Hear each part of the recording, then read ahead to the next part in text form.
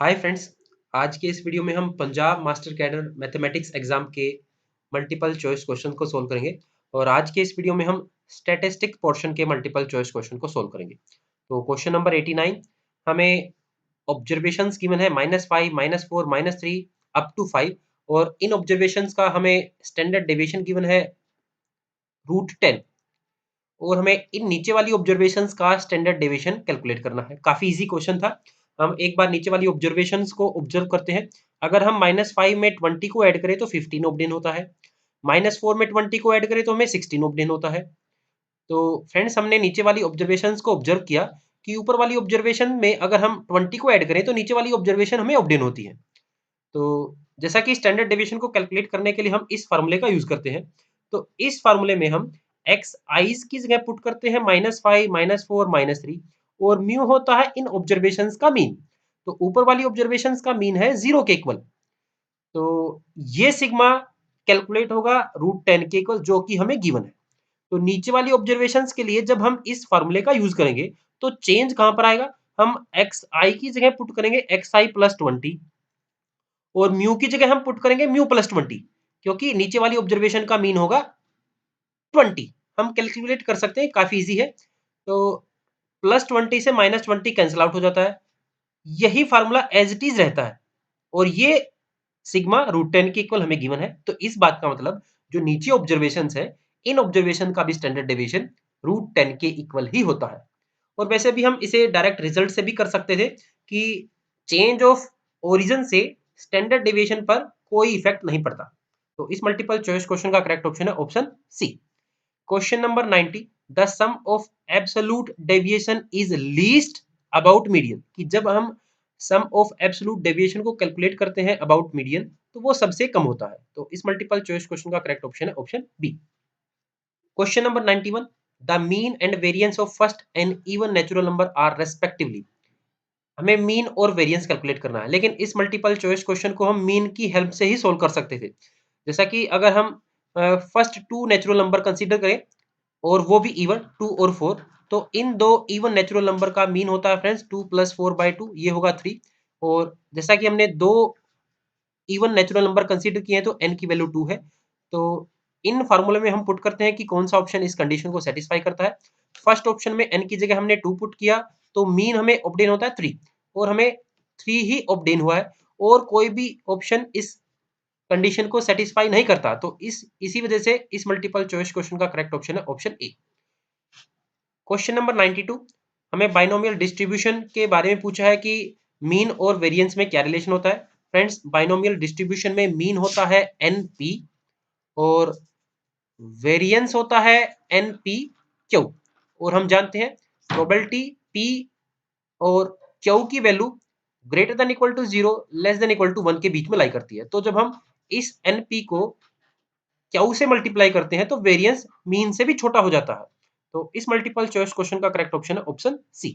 Question number 93 में हमें probability mass function given है एक्स और वाई रेंडम वेरिएबल का और हमें probability x plus Y is equal to 4 ये कैलकुलेट करनी है। तो probability x plus Y is equal to 4 ये इक्वल होगी प्रोबेबिलिटी x रेंडम वेरिएबल अगर 2 वैल्यू को एज्यूम करे कोमा y रेंडम वेरिएबल भी 2 वैल्यू को जूम करे इस इवेंट की probability plus probability x random variable अगर 3 को एज्यूम करे और y रैंडम वेरिएबल अगर 1 को एज्यूम करे इस इवेंट की प्रोबेबिलिटी।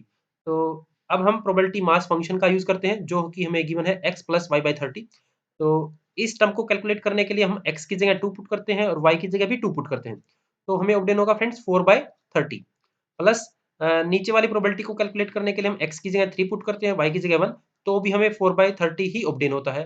तो ये होता है फ्रेंड्स 8/30 और ये होगा 4/50। तो इस मल्टीपल चॉइस क्वेश्चन का करेक्ट ऑप्शन है option C.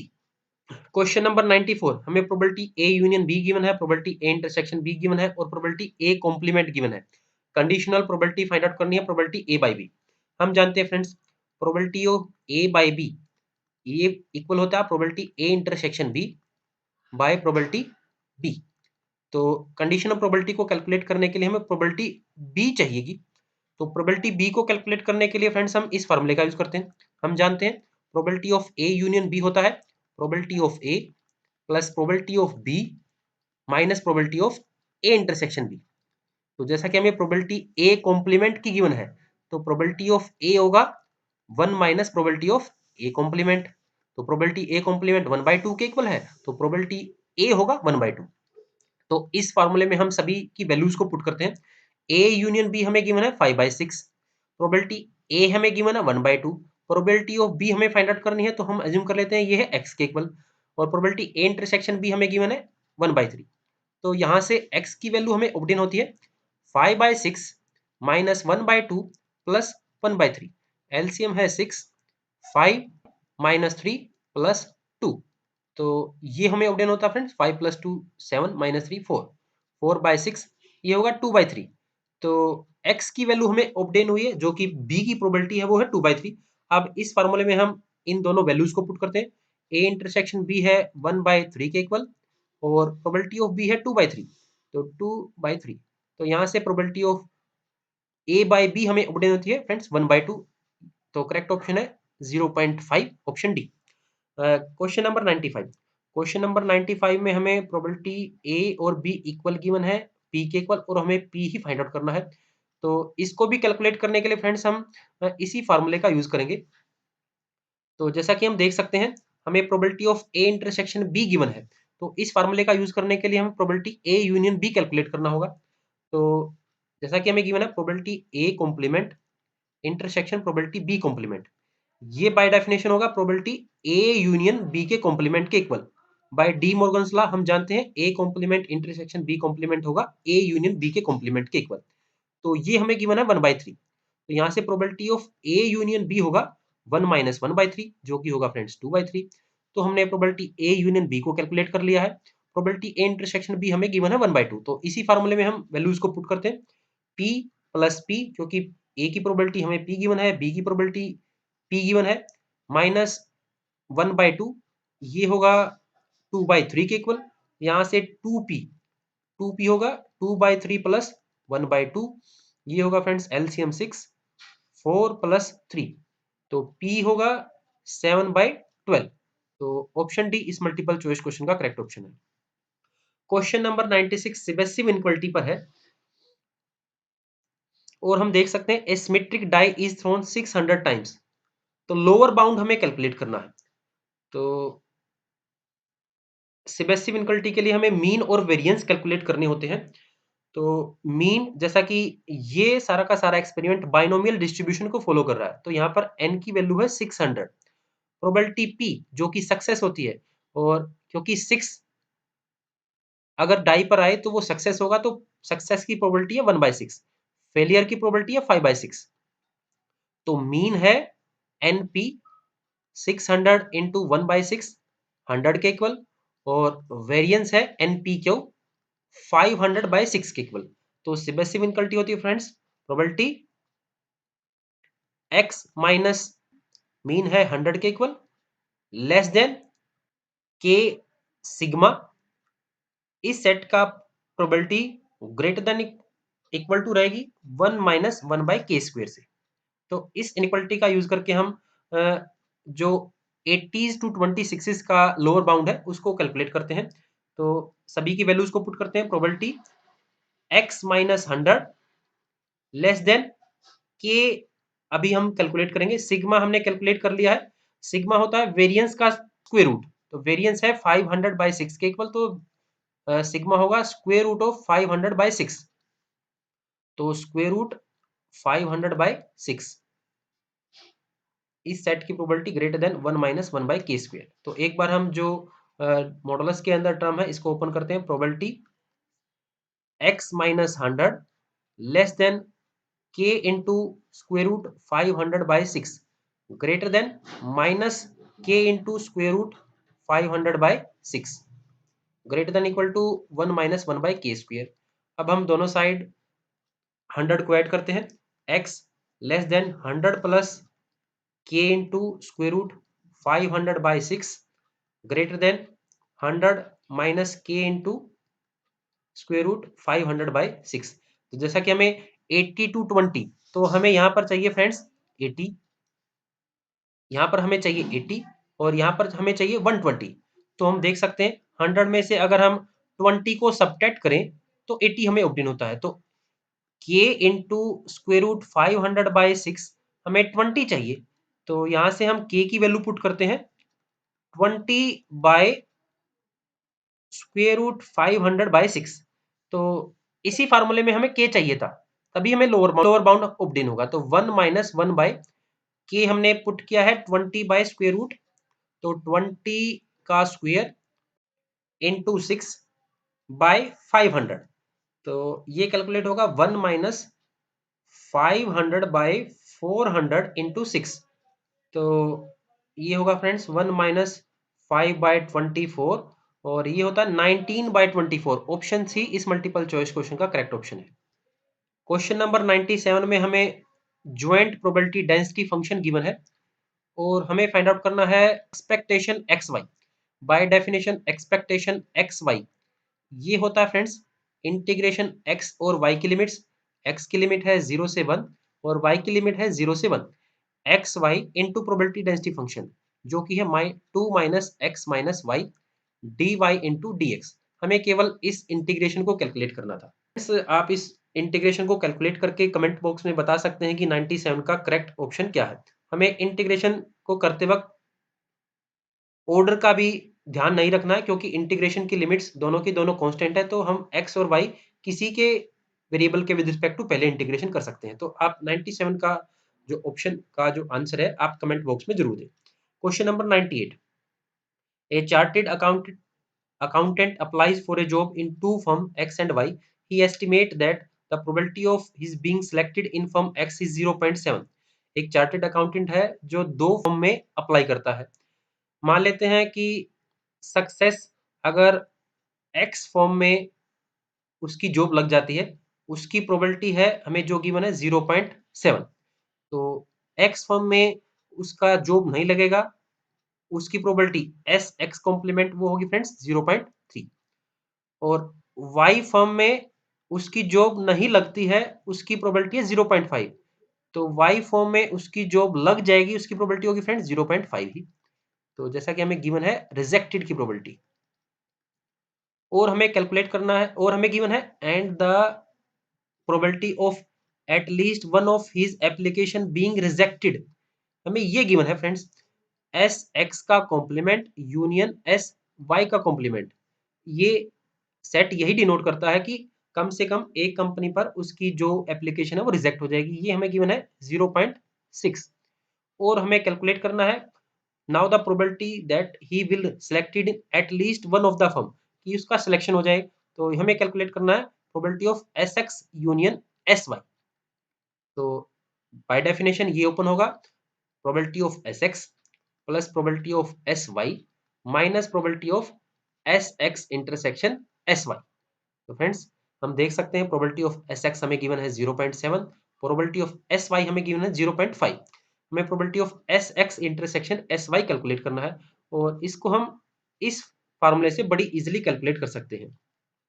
Probability of S X intersection S Y का कॉम्प्लीमेंट जो कि by De Morgan's law S X का कॉम्प्लीमेंट यूनियन एस वाई का कॉम्प्लीमेंट इसी सेट के इक्वल होता है। ये हमें गिवन है 0.6। Probability of S X intersection S Y होगा 1 माइनस 0.6 जो कि होगा 0.4।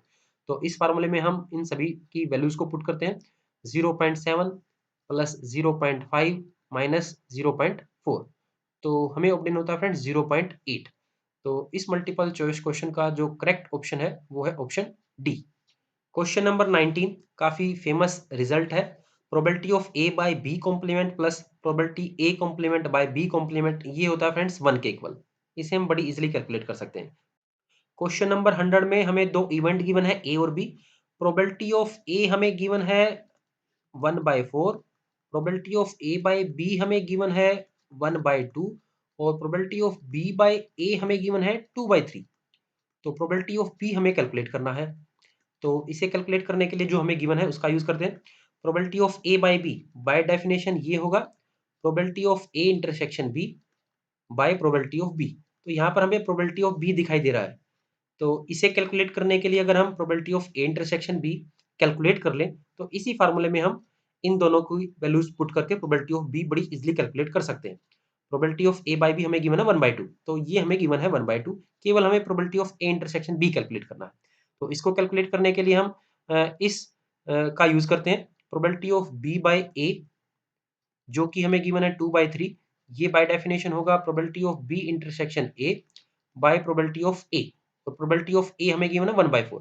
तो यहाँ से probability of B intersection A ये होगा फ्रेंड्स 2/3 इंटू 1/4, ये होता है 1/6 के equal. Probability of A intersection B हमने कैलकुलेट कर लिया है 1/6।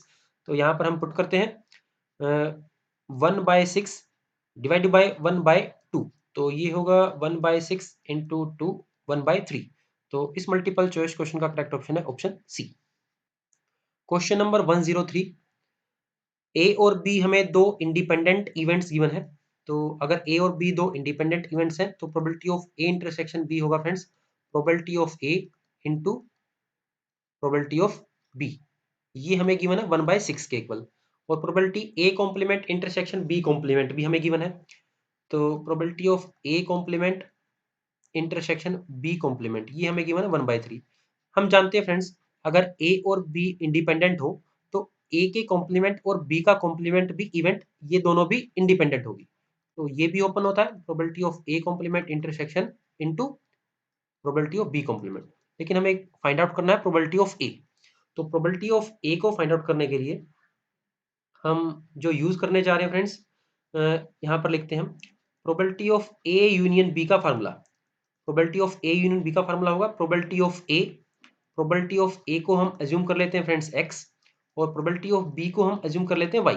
तो X plus Y minus probability of A intersection B जो कि हमें गिवन है 1/6 के इक्वल।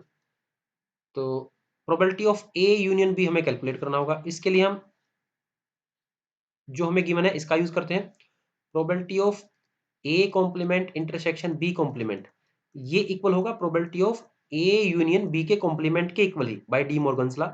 ये हमें 1/3 के इक्वल गिवन है। तो probability of A union B होगा 1 माइनस 1/3 2/3 के इक्वल। तो यहाँ पर हम 2/3 पुट करते हैं। तो 2/3 is equal to X plus Y minus 1/6। तो एक्स प्लस वाई हमें अपडेट होगा फ्रेंड्स 2/3 प्लस 1/6, और ये होगा 5/6। तो हमें ऐसे दो नंबर ढूंढ के लाने हैं जिनका सम हो 5/6 और उन दोनों नंबर्स की प्रोडक्ट हो 1/6। तो ऑप्शंस में हम ऑप्शंस की हेल्प से इसको सोल्व कर सकते थे। अगर x को हम 1/3 पिक करते हैं तो y हमें ऑब्टेन होगा 1/2, और हम चेक भी कर सकते हैं इन दोनों का सम 5/6 होगा। तो इसी वजह से इस क्वेश्चन को ऑप्शंस की हेल्प से सोल्व करना था। तो ऑप्शन बी इस मल्टीपल चॉइस क्वेश्चन का करेक्ट ऑप्शन है। क्वेश्चन नंबर 104, ए पर्स कंटेन 4 कॉपर कॉइन्स। हमें एक पर्स गिवन है, इस पर्स में 4 कॉपर कॉइन्स हैं और 3 सिल्वर कॉइन्स हैं। सेकंड पर्स कंटेन 6, एक दूसरा पर्स है जिसके अंदर 6 कॉपर कॉइन्स हैं और 2 सिल्वर कॉइन्स हैं। A coin is taken out from any one of these two purses selected at random, the probability that it is a copper coin। तो मान लेते हैं फ्रेंड्स ये बैग B1 है, ये बैग B2 है, या पर्स जो भी हमें गिवन है। और सी इवेंट हम अज्यूम कर लेते हैं कि सी इवेंट है कॉपर कॉइन्स के विद रिस्पेक्ट टू। तो प्रोबेबिलिटी ऑफ सी हमें कैलकुलेट करना है। प्रोबेबिलिटी ऑफ सी कैलकुलेट होगा अगर B1 बैग उसने चूज किया हो, प्रोबेबिलिटी ऑफ B1, और B1 बैग चूज करने के बाद probability of C bye B1। और ऐसा भी हो सकता है कि उसने एट रैंडम B2 बैग को चूज किया हो और फिर B2 बैग से कॉपर कॉइन को फाइंड आउट किया हो। टोटल प्रोबेबिलिटी थ्योरम का यूज किया है। तो इसके लिए प्रोबेबिलिटी ऑफ B1, दो बैग में से कोई एक बैग आएगा उसकी प्रोबेबिलिटी है 1/2। सी बैग अगर B1 बैग चूज होता है तो वहां पर कॉपर कॉइन आएगा उसकी प्रोबेबिलिटी है 4/7, प्लस B2 बैग की प्रोबेबिलिटी 1/2, और इस बैग से कॉपर कॉइन आएगा उसकी प्रोबेबिलिटी है 6/8। तो हमें केवल ये कैलकुलेट करना है 2 2 जा 4, 2/7, 2 3 जा 6 प्लस 3/8। एलसीएम होगा फ्रेंड्स इसका 56। तो 8 2 जा 16 प्लस 21, ये होगा फ्रेंड्स 617 37/56। तो इस मल्टीपल चॉइस क्वेश्चन का करेक्ट ऑप्शन है option B. Question number 105. A fair die is thrown 20 times. Getting a number greater than 4 is considered as a success. Then the mean and variance of the number of successes are respectively. ये experiment भी binomial distribution को follow करेगा। तो binomial distribution में mean का formula होता है NP और वेरिएंस का फार्मूला होता है एनपी क्यू। यहाँ पर एन है 20 क्योंकि एक्सपेरिमेंट को 20 टाइम्स परफॉर्म किया गया है। तो success probability small P success है 4 से बड़ा नंबर और 4 से बड़ा नंबर होगा डाई पर 5 और 6। तो 2/6 पी है 1/3 के इक्वल। तो यहाँ पर हम पुट करते हैं फार्मूले में एन पी, एन है 20 और पी है 1/3। तो हमें ऑब्टेन होता है फ्रेंड्स 20/3 और ये होगा 6.6। तो इस मल्टीपल चॉइस क्वेश्चन में 6.6 केवल एक ही ऑप्शन में, तो वेरिएंस कैलकुलेट करने की जरूरत ही नहीं थी। तो ऑप्शन ए इस मल्टीपल चॉइस क्वेश्चन का करेक्ट ऑप्शन है। Question number 106. A fair coin is tossed n times. If x is the number of times the head occurs, and probability x is equal to 4, probability x is equal to 5, and probability x is equal to 6 are in arithmetic progression, then values of n. Probability x is equal to 4. ये by definition binomial distribution में ये होगा NC4। Coin को toss किया गया है तो head आने की जो प्रोबेबिलिटी है जो कि सक्सेस है वो है 1/2, 1/2 की पावर 4 और 1/2 फेलियर वो होगा n-4। तो यहाँ से हम देख सकते हैं हमें ऑब्टेन होता है NC4 1/2 की पावर n ही। सिमिलरली हम probability x is equal to 5 calculate कर सकते हैं, ये होगा NC5 1/2 की पावर n ही और probability x is equal to 6 हमें ऑब्टेन होगा NC6 1/2 की पावर n। तो हमें ये तीनों नंबर्स एपी में गिवन है। तो probability x is equal to 6 minus probability x is equal to 5 is equal to probability x is equal to 5 minus probability x is equal to 4। इस relation का use करके हमें n की value find out करनी थी। तो calculation का काम है, इसे हम बड़ी इजीली सॉल्व कर सकते हैं। इसका करेक्ट ऑप्शन है option B. Question number 107। Question number 107 operation research पर है। A wholesale merchant wants to start the business of a cereal with ₹24,000। wheat is ₹400 per quintal and rice is ₹600 per quintal. He has capacity to store 200 quintal cereal. अनाज को store करने का जो उसके पास गोदाम है उसमें वो 200 क्विंटल तक ही स्टोर कर सकता है। He earns the profit ₹25 per quintal on wheat and ₹40 per quintal on the rice. If he store X unit of rice and Y quintal of wheat, then the maximum profit, the objective function पूछा है। Objective function होगा जैसे जितना कि उसका profit है 25 वो पर क्विंटल व्हीट पर कमाता है, तो 25x प्लस 40y। तो इस मल्टीपल चॉइस क्वेश्चन का जो करेक्ट ऑप्शन है फ्रेंड्स वो है ऑप्शन ए। क्वेश्चन नंबर 108 भी ऑपरेशन रिसर्च पर है। The optimal value of the objective function is attend at the point. ये तो fundamental theorem of linear programming है कि कॉर्नर्स फिजिबल रीजन के कॉर्नर्स पर हमें ऑप्टिमल सॉल्यूशन ऑब्टेन होता है। ऑप्शन सी इस मल्टीपल चॉइस क्वेश्चन का करेक्ट ऑप्शन है। 109 option. A furniture dealer deals is in only two items, namely tables and chair. He has ₹5,000 to invest. Total पैसे उसके पास 5,000 है और space to store at most 60 pieces. A table cost him 25 250 and chair 60. तो वो अपनी दुकान में 60 item रख सकता है।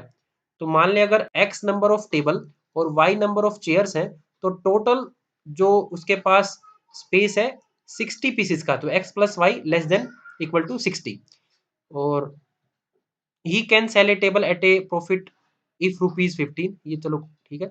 assume that he can sell the all the items that he produce for determining the number of chair and table to maximize his profit, the number of constraint find out करनी है। तो जैसा कि friends उसके पास 5,000 rupees है और एक chair आती है 60 रुपी की और टेबल आता है 250 का, तो एक कंस्टेंट बनेगी 250x plus 50y less than equal to 5,000।